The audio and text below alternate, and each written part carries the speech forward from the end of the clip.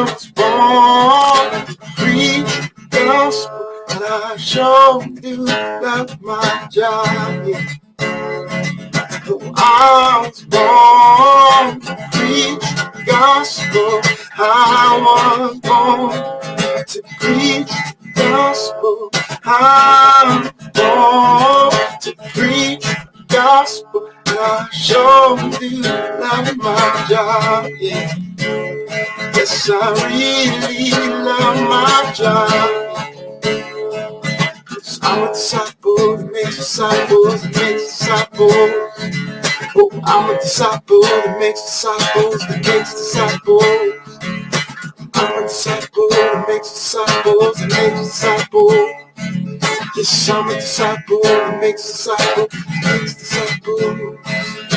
I'm a disciple that makes disciples that makes disciples. I'm a disciple that makes disciples that makes disciples.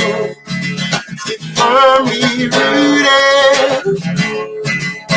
So let's get firmly rooted.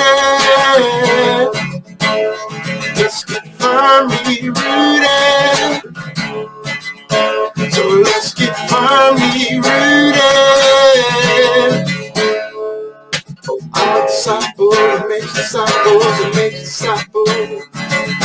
I'm a disciple that makes disciples that makes disciples. I'm a disciple that makes disciples that makes disciples. Let's get firmly rooted. Firmly rooted. Let's get firmly rooted.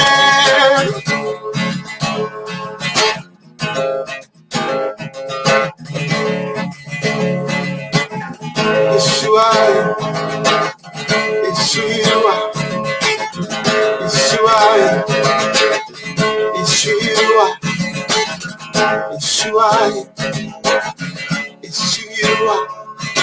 I'm a disciple that makes disciples that makes disciples.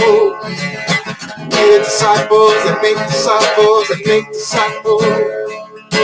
We are disciples that make disciples that make disciples. We are disciples that make disciples that make disciples. Let's keep firmly rooted. Firmly rooted.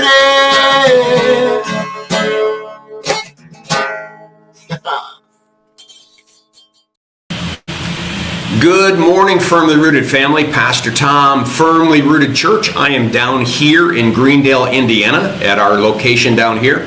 I'm in the parsonage in the dining room, and Connie's right over there, off to the side. I'd move the camera, but she would hit me. So she wants to learn a little bit about StreamYard, and so we're going to do that. For those of you who have the devotional book, Hope for Troubled Times, we're looking at page 26 as the one that we're going to look at. But the first thing I want to do is say hi to a few people. And so Connie, all you do is put your cursor over like Ken Gooch and hit it, and he pops up here. Okay. Good morning. And then Dr. Colleen, good morning. And I'm out there on X. Bert Reggiani, good morning. My sister Trish, good morning. There's Chuck B. Good morning, Firmly Rooted Greendale and Oxford family. Karen Thompson, good morning. As well as there are quite a few others on board. Maybe they'll let us know who they are here shortly. But I'm going to look at the devotion. The title of the devotion is Stand Firm. And again, it's on page 26. The verse that I used is from Luke chapter 21, verse 19. By standing firm, you will gain life. Now, a note to all of you, also look at Ephesians chapter 6, where standing firm is mentioned 4 times. We put on the full armor of God so that we might stand firm. But this is Jesus' words. By standing firm, you will gain life. And here were my thoughts. It is nearing the end of the final week of Jesus' life, and he was talking with his disciples about end times. To be clear, Jesus knew the world would not always be the way we see it today. He knew things would get very, very bad, and then he would return to bring us home. Even today, he is in control of human history. The world spins and revolves around the sun because he says so. The Lord allows human history, as we know it today, to continue for the sake of the church. The church has work to do. The church has work to do in spreading the message of Jesus Christ throughout the world. When that job is done, the world as we know it will be finished as well. One of the key things that I would want to share with all of you as you look at the news and you look at all these nations and you look at the roaring and the screaming and the yelling, understand God speaks and the earth melts. He's in control of every nation, every king, everyone. And the church is the reason why we're still moving. That another day comes, because the church it's not presidents, it's not the United States, it's not any of those things. It is the fact that we, the church, have work to do. We haven't spread the gospel to everywhere it needs to be. And when that job is done, it doesn't matter what a king says or what a president says, it's going to end. And a new heaven and a new earth. But things are going to get worse. Everything's going to seem out of control. Governments, people, and even nature itself are going to act out of character. Jesus told the disciples that there would be wars and sufferings and earthquakes and famines, that the world would be in a state of chaos before Jesus returns. Jesus was telling his disciples and tells us to make sure, what? We stand firm in that chaotic time period. We, the church, need to stand firm while everyone else is kind of going a little bit crazy.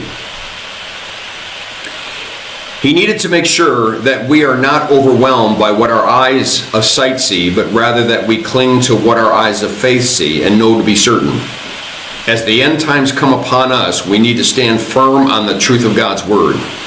We need to trust and believe that the Lord has not abandoned us, but is right by our side. It is during the toughest times of our lives that Satan would have us lose our faith.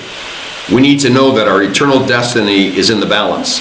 Jesus tells us, by standing firm, you will gain life.